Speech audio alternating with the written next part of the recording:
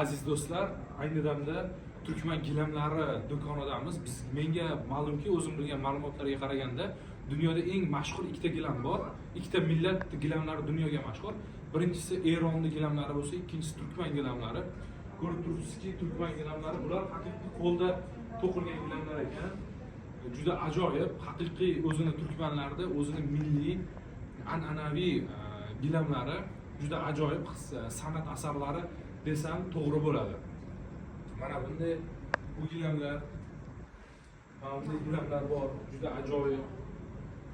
Narxidan aytib qo'y, narxi $200. Bu qancha dedi?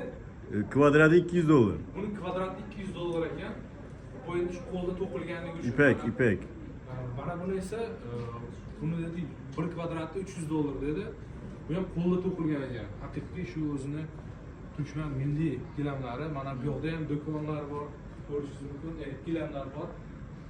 Bu mana bu gilam o'zi turkmanlarning o'zini milliy bayrog'ini ramziga o'xshatyapman.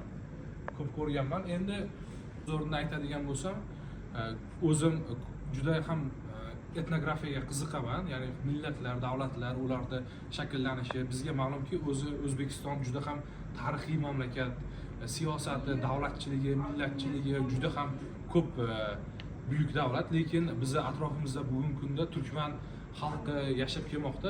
Bu haqda bizda ma'lumotlar kam, lekin internetdan nimadan ko'rib o'rganamizki, mana bugungi aynan turkman gilamlarini o'zini turkman bozorida ko'ryapmiz. Juda ajoyib milliy gilamlar.